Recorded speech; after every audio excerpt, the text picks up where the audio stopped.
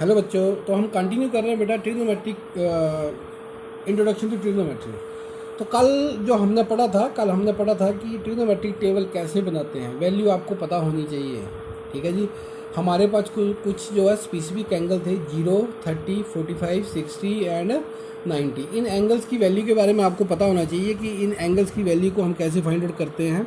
कल मैंने आपको आइडिया बताया था कि थीटा आपने पहले क्या करना है, काउंटिंग लिख लेनी है। साइन की वैल्यू 0, 1, 2, 3, 4 करके फिर 4 के साथ उसको क्या करना है, डिवाइड करना है, फिर उसका स्क्वायर रूट लेना है। तो आपको पार्टिकुलर वैल्यू बताई गई थी कि उनको कैसे सिंप्लीफाई करना है। आज हम बेटा यही करेंगे। 8.2 का क्वेश्चन नंबर 1 का फर्स्ट पार्ट करेंगे। देखो वैल्यू के ऊपर डिपेंडेंट क्वेश्चन है सारे। ये आपका first question number 1 first part ये है साइन 60। जिसको वैल्यू आती होगी बेटा उसको कोई परेशानी नहीं होगी। प्लस साइन 30 और कॉस 60। अब बेटा ये वैल्यू देखो, स्पेसिफिक एंगल है, स्टैंडर्ड वैल्यू है आपकी साइन 60 की वैल्यू। साइन 60 की अगर आप थोड़ा सोचोगे तो साइन 60 की वैल्यू आई थिंक √3/2 होती है। कॉस 30 भी हमारा √3/2 ही होता है। साइन 30 1/2 होता है और कॉस 60 1/2 होता है। तो √3 के साथ मल्टीप्लाई होगा 3 आएगा, 2 के साथ मल्टीप्लाई हो जाएगा 4, प्लस 1 के साथ 1 डिवाइडेड बाई 4। तो 4 आप एलसीएम लोगे, 3 + 1 आएगा, तो ये क्या आ गया 4/4, 4 1 जा 4 = 1। इसका क्या आ गया, आंसर आ गया। बिल्कुल आसान क्वेश्चन है, डरना बिल्कुल नहीं है इनको देखकर। क्वेश्चन नंबर फर्स्ट का फोर्थ पार्ट को देखो। इसने लिखा है sine 30 plus tan 45 minus cosec 60 upon secant 30 plus cos 60 और प्लस कॉट 45। मैंने बेटा आपको बोला था कि आपको सारे टेबल याद करने की जरूरत नहीं है। अगर आप फर्स्ट लाइन को याद कर लो तो आसानी से हो जाता था। कोस की वैल्यू साइन की याद रख लो, कोस के लिए 90 वाली तरफ से लिखना शुरू कर दो और tan के लिए दोनों को आपस में क्या करो, डिवाइड कर दो। तो ये कैलकुलेशन करनी है बेटा, बिल्कुल नहीं डरना है। ये डिनोमिनेटर मेरा मेन आ गया साइन 30 की वैल्यू अगर आप सोचोगे तो क्या मिलेगी आपको 1/2 मिलेगी। प्लस tan 45 क्या होता है, 1 होता है, तो ये 1/1 आ गया। मैंने लिख लिया इसको कोसेक 60, कोसिकेंट 60। बेटा जो कोसेक है वो रेसिप्रोकल है साइन का। जो कोसेक है वो रेसिप्रोकल है किसका, साइन का। तो साइन 60 की वैल्यू अगर आप सोचोगे, साइन 60 होता है √3/2, साइन 60 होता है √3/2। तो कोसेक क्या हो जाएगा, इसका उल्टा हो जाएगा, तो ये होगा 2/√3। क्लियर होगी बात। इनके आपको सारे टेबल बेटा याद करने की जरूरत नहीं है। कोसेक किसका रेसिप्रोकल है, साइन का। तो साइन 60 की वैल्यू क्या होती है, √3/2, तो उसका उल्टा कर दो 2/√3। अब सीकेंट किसका उल्टा होता है, कॉस का। सीकेंट किसका उल्टा होता है, कॉस का। तो कॉस 30 की वैल्यू क्या होती है, कॉस 30 होता है √3/2। इसका उल्टा कर दो तो ये क्या हो जाएगा 2/√3। कोई डाउट तो नहीं किसी को। प्लस कॉस 60 होता है 1/2 माइनस प्लस कॉट 45 1 ही होता है, ये 1/1। अब बेटा एलसीएम ले लो, ऊपर का एलसीएम अलग ले लो। ऊपर जब एलसीएम लोगे तो 2√3 आएगा, ठीक है। 2 मल्टीप्लाई हो जाएंगे, ये 2 बन जाए 1, यहाँ 1 लगा 1, 2√3। तो आपका ये क्या बन जाएगा, √3 बनेगा। क्या बनेगा ये √3 प्लस ये क्या बनेगा आपका 1 माइनस का क्या आएगा 4, ठीक है। एलसीएम ले लो आप, ये ध्यान से। यहाँ भी क्या एलसीएम आएगा 2√3,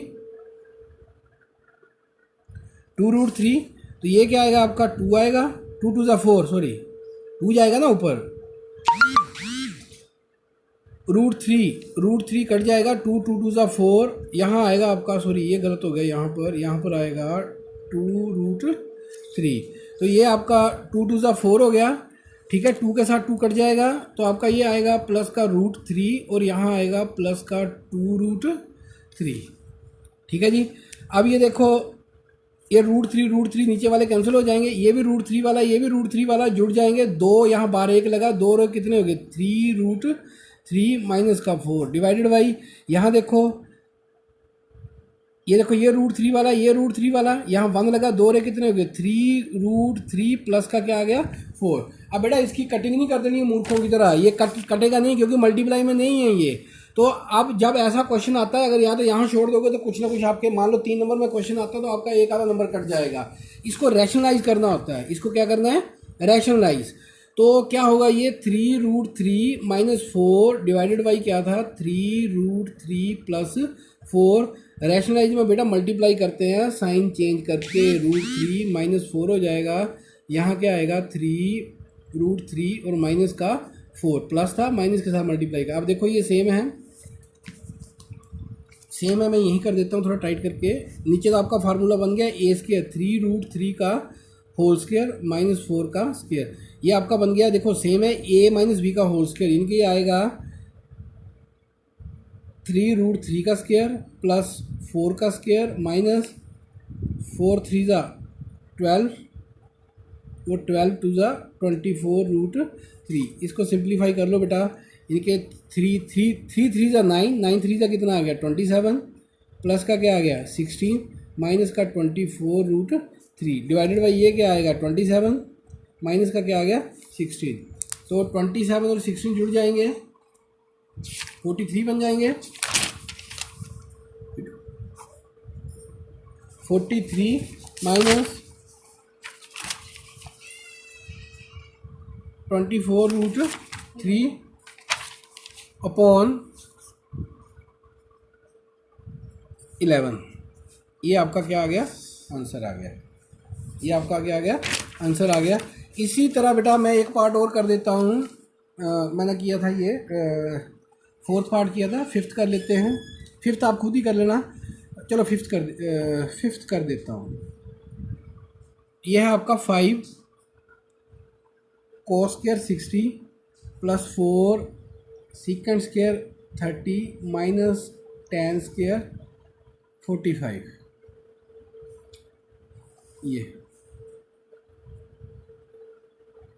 sine square 30 plus cos square 30। बेटा आइडेंटिटी नहीं यूज़ किए, नहीं तो हमारा क्वेश्चन थोड़ा सा छोटा हो जाता, लेकिन अब हम वैसे ही करेंगे। बेटा कल मैंने आपको बताया था कि साइन स्क्वायर थीटा का क्या मतलब होता है, साइन थीटा का होल स्क्वायर। अब यहाँ पर ये यूज़ करेंगे हम। साइन स्क्वायर थीटा का मतलब क्या होता है, साइन थीटा का होल स्क्वायर। तो यहाँ पर यूज़ करो बेटा, ऊपर वाला ऊपर सोल्व करेंगे, नीचे वाला नीचे। 5 तो मेरा एज इट इज़ आएगा। cos 60 की वैल्यू होती है 1/2। तो ये 1/2 तो उसकी वैल्यू आई, स्क्वायर था तो ऊपर क्या आ गया स्क्वायर आ गया, 4 का 4 आ गया। सीकेंड किसका उल्टा होता है बेटा, कोस का। सीकेंड किसका उल्टा है, कोस का। तो cos 30 होता है √3/2। बेटा फिर ध्यान से सुन लो, सीकेंड किसका रेसिप्रोकल है, कॉस का। तो कॉस जो आपका 30 है वो होता है √3/2। तो इसका उल्टा क्या हो जाएगा 2/√3 इसका whole square minus tan square 45। tan 45 1 होता है, 1 का स्क्वायर। कोई डाउट तो नहीं किसी को। साइन स्क्वायर 30 क्या होगा, साइन 30 की वैल्यू क्या होती है, साइन 30 की वैल्यू 1/2 इसका होल स्क्वायर। cos 30 भी आई थिंक cos 30 होता है √3/2 इसका होल स्क्वायर। ऊपर वाले ऊपर सोल्व कर लो बेटा, मल्टीप्लाई कर दो। 1 का स्क्वायर 1 होता है, 2 2 ज़ा 4, इनके ये बन जाएगा 5/4 प्लस 2 2 ज़ा 4, 4 4 ज़ा क्या हो गया 16/3 माइनस 1/1 सिंपली, क्योंकि एलसीएम लेना पड़ेगा। तो ये 1/4 प्लस 3/4। ऊपर जब आप सिंप्लीफाई करोगे तो आपका एलसीएम आएगा 12। ठीक है जी। तो 5 की 15 प्लस 16 4 जा 64 माइनस का क्या आ गया 12 आ गया, अपॉन ये 4/4 आ जाएगा। ये तो ख़त्म हो गया। तो आपके पास क्या बचा, 15 में से 12 गए 3, इनके 67/12। ये आपका क्या आ गया आंसर आ गया। देख लेना, हो सकता है कि कैलकुलेशन में थोड़ी बहुत गड़बड़ हुई हो, तो बेटा इसको ध्यान से कर लेना है। क्वेश्चन नंबर 2 बेटा अब मैं नहीं करूँगा, ये आप लोगों को खुद करना है। यहाँ पर tan 30 इसको कैलकुलेट कर लो और उसके बाद देख लो किसकी वैल्यू के साथ इक्वल होता है। सेम सिचुएशन यहाँ पर है। थर्ड पार्ट में साइन A। अब बेटा ये आपको पिक करना पड़ेगा। पहले यहाँ पर 0 रखो। साइन 0 क्या होता है, 0, ये 0 पर ही होगा ये मुझे लग रहा है। ठीक है, सारी वैल्यू चेक कर लेना। यहाँ पर साइन 30, जब ये 30 रखोगे तो ये 60 बन जाएगा। साइन 60 तो कभी बराबर नहीं होगा आपस में, ये आप चेक कर लेना कंडीशन पुटअप करके। ऐसे आपका फोर्थ पार्ट होगा। मैं क्वेश्चन नंबर 3 की बात करता हूँ। ये दे रखा कि tan A + B = √3। ये और एंड एक आपकी इक्वेशन ये है और दूसरी है tan A - B = 1/√3। तो बेटा ये क्वेश्चन बहुत आसान है, आप लोगों ने सिर्फ ये देखना यहाँ tan लगा है तो आपको ये देखना कि tan की वैल्यू √3 किस एंगल के ऊपर होती है। मैं तभी आपको बोलता हूँ कि टेबल आपको याद होना चाहिए। तो यहाँ पर मैं ये tan a+b लिखूँ और यहाँ पर क्या लिख सकता हूँ मैं, tan 60 की वैल्यू क्या होती है, √3 होती है। tan 60 की वैल्यू क्या होती है, √3। अब यहाँ पे tan कट जाएगा आपका, आपके पास आएगा a+b इक्वल टू क्या आ गया, 60। इसको नंबर 1 मान लो, ठीक है जी। अब दूसरी तरफ आओ, अब ये यहाँ tan लगा है, जो भी लगा हो, अगर यहाँ साइन होता तो मैं साइन की वैल्यू देखता, cos है तो cos की देखनी पड़ेगी, जो भी वैल्यू होगी। यहाँ tan लगा है तो tan a-b। अब ये देखो कि tan की वैल्यू 1/√3 कहाँ होती है, तो 30 पे होती है। तो मैं यहाँ पर tan 30 लिख सकता हूँ, कोई फ़र्क नहीं पड़ेगा। tan आपका क्या हो जाएगा, कैंसिल हो जाएगा। तो a-b इक्वल टू किसके बराबर आ गया, 30 के, ये आपका नंबर 2 आ गया। अब देखो फ्रॉम 1 एंड 2 दो इक्वेशन आई आपके पास, a+b इक्वल टू 60 है और दूसरी है a-b इक्वल टू क्या है, 30। अब आपको पता लग रहा है कि इनको जोड़ दें, 1 + 2 कर दें, तो देखो b भी कट जाएंगे, आपका क्या आ गया 2a इक्वल टू किसके बराबर आ गया, 90 के। a की वैल्यू क्या आ गई, 90 डिवाइडेड बाई 2 45। a आपका कितना आ गया 45, ये आपका a की वैल्यू आ गई। इसको पुट कर देते हैं, चाहे फर्स्ट में कर दो चाहे सेकंड में कर दो, मैं फर्स्ट में कर रहा हूँ। 45 + b इक्वल टू किसके बराबर, 60 के। b equal to 60 - 45, b equal to कितना आ गया 50। देयरफॉर a इक्वल टू 45 और b इक्वल टू क्या आ गया 15। ये इसके क्या आ गए, आंसर आ गए, ठीक है जी। बाकी बेटा ये ट्रू और फाल्स बताना आप लोगों को, a+b ऐसा नहीं लिखा जा सकता है। a+b अगर एंगल हुए तो जुड़ेंगे, फिर उसके बाद जो भी वैल्यू आएगी ऐसे नहीं लिखते इसको हम, sin a+b। The value of sin theta increases, ये आपको टेबल से पता चलेगा। बेटा देखो sin 0 0 होता है, धीरे धीरे वैल्यू बढ़ रही है, जैसे जैसे एंगल बढ़ रहा है वैल्यू बढ़ रही है, इसका मतलब ये सही है। एंगल बढ़ेगा साइन की वैल्यू बढ़ेगी। The value of cos theta increases as theta increases, ये गलत है। देखो cos 0 1 होता है, cos 30 कितना होता है, जैसे जैसे आप आगे की तरफ जाएंगे तो आपकी वैल्यू क्या हो जाती है, कम होती है। sin 90 क्या हो जाता है, 0 हो जाता है, ये गलत है। sin theta equal to cos theta forward value of theta. अगर आप 45 को देखो, sin 45 भी 1/√2 होता है और cos 45 भी क्या होता है, 1/√2 होता है। इसका मतलब इसका आंसर आएगा 45 पे। 45 पे दोनों की वैल्यू क्या होती है, बराबर होती है। फॉर ऑल वैल्यू ही नहीं बोला इसने, ऑल वैल्यू बोला, इसका मतलब ये गलत है, सिर्फ 45 पे बराबर होती है। cot a is not defined for a equal to 0, angle 0। अब ये सोचो बेटा tan 0 क्या होता है, tan 0 0 होता है, क्योंकि cot जो है वो tan का रेसिप्रोकल है। तो अगर ये देखा जाए बेटा तो tan 0 इक्वल टू 0 होता है, तो cot 0 क्या होगा, इसका उल्टा करेंगे 1/0, तो ये क्या हो गया, नॉट डिफाइंड। इसका मतलब ये जो लिखा है cot a is not defined for a equal to 0, इसका मतलब ये इसने क्या किया है, सही लिखा है, ठीक है जी।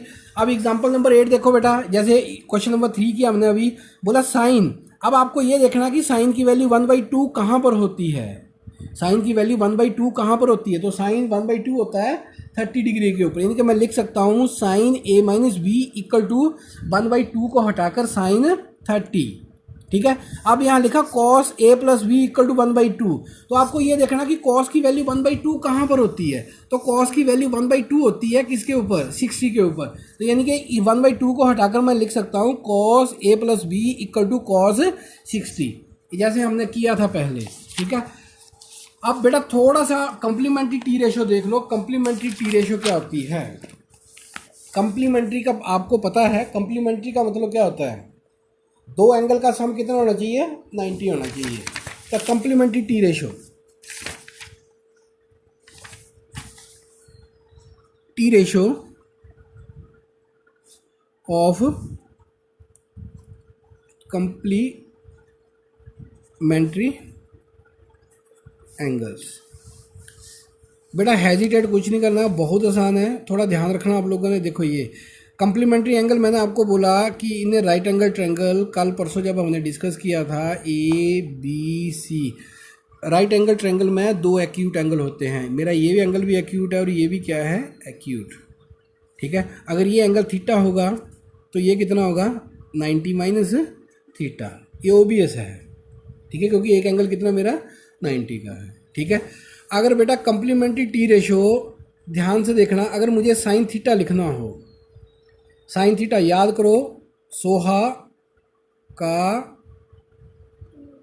टोआ, सोहा का टोआ।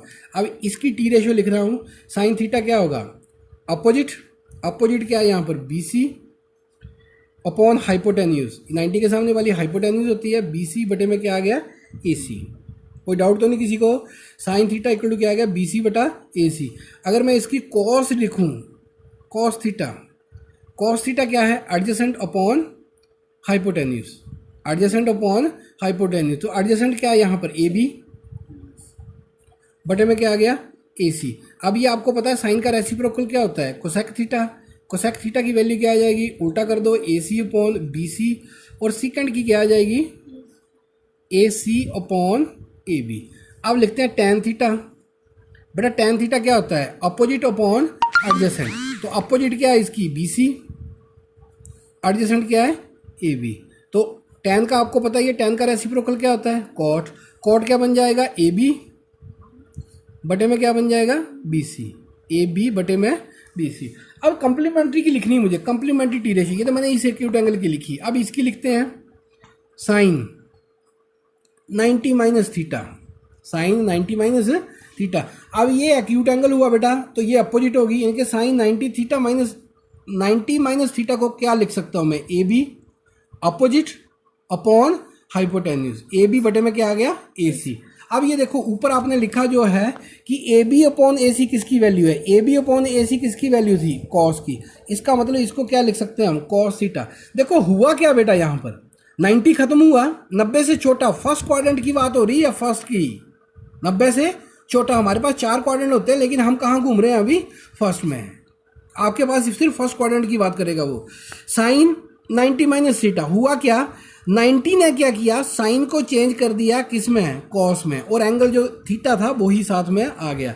अब लिखते हैं कॉस 90 माइनस थीटा, इसकी टी रेशो 90 माइनस थीटा क्या होगा, कॉस क्या होता है एडजेसेंट अपॉन क्या होता है हाइपोटेन्यूज। इसके लिए ये एडजेसेंट है BC और हाइपोटेन्यूज क्या है इसका AC। अब यहाँ पर देखो BC अपॉन AC किसकी वैल्यू थी साइन की, BC अपॉन AC किसकी वैल्यू थी साइन की। तो यहाँ पर इसका मतलब मैं क्या लिख सकता हूँ साइन थीटा। तो यहाँ पर क्या हुआ कि कॉस 90 ने क्या किया कॉस को चेंज कर दिया किस में साइन में, और एंगल वही आ गया। तो बेटा ये बहुत सिंपल सा है, बाकी मैं नहीं करूँगा, आप लोग खुद सोच लेना इस बारे में क्योंकि वीडियो बहुत बड़ी हो जाती है।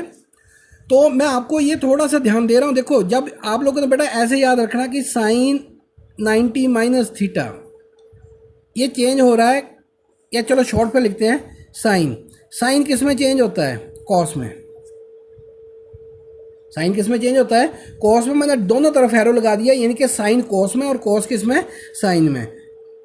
टेन किस में होगा कॉट में, टेन किस में होगा कॉट में, और कॉट किस में होगा टेन में। इसी तरह सीकेंड किस में होगा कोसेक में, और कोसेक किस में होगा सीकेंड में। ये कंप्लीमेंट्री टी रेशियो है। अब ये देखो बेटा, ये अगर मैं वैसे टेबल बनाऊं, टेबल बना के दे देता हूं आपको, sine 90 minus theta, sine sine क्या करेगा 90 क्या करेगा साइन को बदल देगा किस में कॉस में, और ये कॉस 90 माइनस थीटा कॉस क्या 90 क्या करेगा कॉस को चेंज कर देगा किस में साइन में। और जो एंगल होगा अगर यहाँ पर 50 होगा तो 50 आएगा, अगर 20 होगा तो 20 आएगा, अगर 15 होगा तो 15 आएगा, एंगल जो होगा वही आएगा। और टेन 90 माइनस थीटा इसको क्या करेगा टेन किस में चेंज कर देगा कॉट में, टेन किस में चेंज करेगा कॉट में, और कॉट 90 माइनस थीटा ये किस में चेंज हो जाएगा टेन में। ठीक है, इसी तरह सीकेंड 90 माइनस थीटा किस में चेंज होगा कोसेक में, और कोसेक किस में चेंज होगा सेक में। ठीक है जी, अगर आप इसको ऐसे याद रख लो कि कंप्लीमेंट्री टी रेशियो साइन किस में चेंज होती है कॉस में, कॉस किस में होती है साइन में, टेन किस में होती है कॉट में, कॉट किस में होती है टेन में, सीकेंड किस में होती है कोसेक में, और कोसेक किस में होती है सीकेंड में। कंप्लीमेंट्री टी रेशियो ये ध्यान रखना बेटा। बाकी इससे रिलेटेड क्वेश्चन जो है अब हम कल करेंगे। Thank you.